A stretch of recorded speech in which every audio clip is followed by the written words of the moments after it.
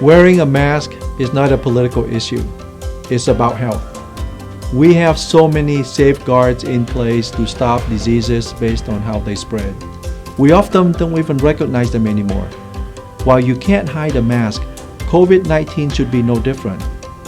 As part of my hashtag MaskUpoC campaign, I want to take the opportunity to re-emphasize the importance of face covering by showing some footage that I shared with the public back in early April on how to create homemade face coverings.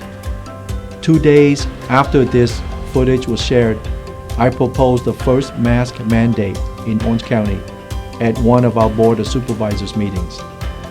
Defeating COVID-19 will take effort from each and every one of us.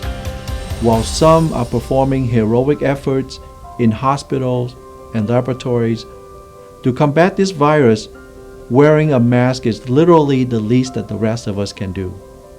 As always, be kind, be courteous, and remember to mask up OC.